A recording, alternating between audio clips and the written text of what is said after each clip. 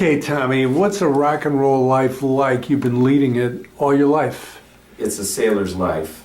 What's that mean? Sailor's life means you're never in one place for very, very long. You're bouncing around.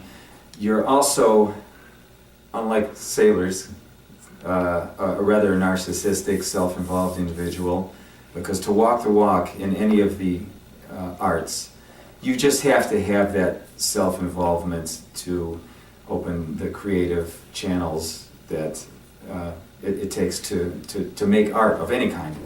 So we're not the most pleasant people when we're getting asked by girlfriends or spouses or family members, like, hey, don't you remember this?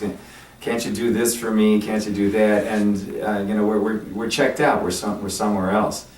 Someone might say that's a typical male problem, but I think people who are creative souls are even more so than that kind of general what's that stereotype? Really. Is it a solitary life?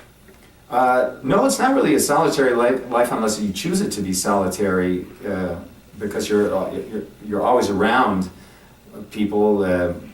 Hopefully, you're around other creative people doing what we do.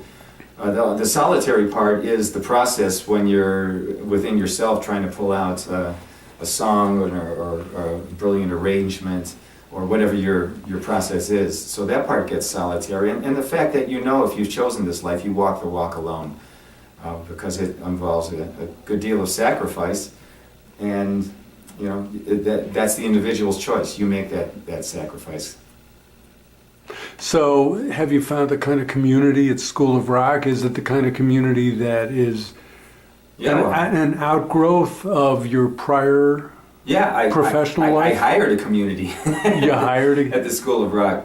But that's the beautiful thing about it, is that when I was given the chance to build this program here in Cleveland by the Norheads who own the schools,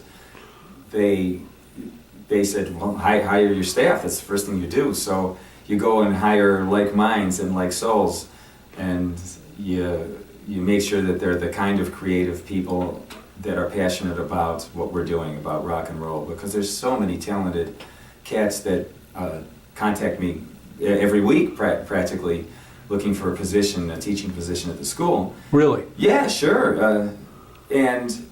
But finding the ones with that same spark and that same passion for what we are teaching, for rock and roll. I'm not interested in teaching classical or jazz or any of the other musical arts, though we love and respect them all, and a lot of our people at the school are versed in all those things, can play other styles and some play quite well, and are schooled in other things, but we teach rock and roll. That's what we do, and we teach theory, reading, all the things that make a musician a complete player through the songs, through the masters of rock and roll. What was your School of Rock? My School of Rock was the mid-'60s, the British invasion, which turns us on to the blues, which then grew into the American great creators of pop hits and the Wrecking Crew, who were backing all those people up. And our schools were in the basements and the garages. Literally, they talk about that, the basement bands and the garage bands. That's exactly what we did, and that's probably what people are still doing. In fact, I know that's what they're still doing because the students are doing that. So we're just, I think I mentioned to you that it was a roving rehearsal. We'd play in somebody's basement or somebody's garage, and then we get kicked out, and the parents had had enough. All right, move on. Then, my house was a frequent stop, but then it was somebody else's. So it was a moving party, so to speak. But now the parents want to go into the basement. Yeah, and a lot of them are going into the basement and buying equipment and going in there and setting up little rehearsal spaces with their kids and stuff, and that is happening a lot.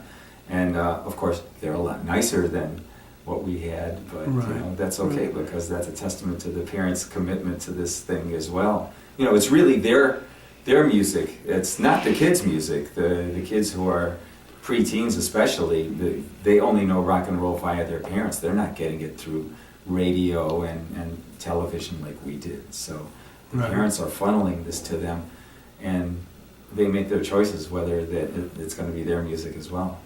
That's great. Yeah. That's our mission. It is your mission. Pass it on. So, are you satisfied with the rock and roll life? Did you ever consider any other field? No. You got a degree in psychology. Did you seriously consider becoming a psychologist? Nah, I didn't consider anything. You know, I was called. Okay. Some people are lucky enough to be called at a young age. Some are called later, or unlucky enough, depending on, you know.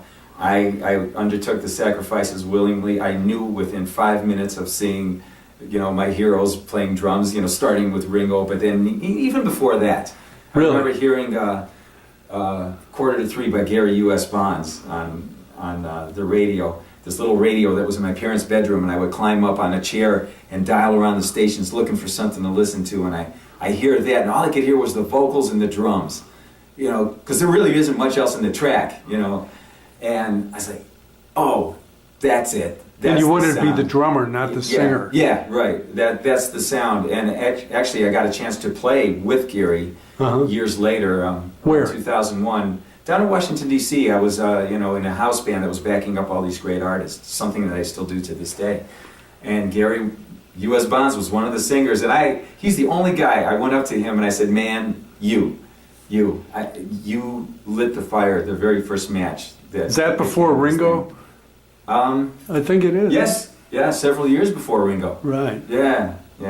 So, and the only one that I took a picture with was Gary, because like it was that track when I heard that on the radio. I went, I got it. So you're called. You know, you don't have a choice.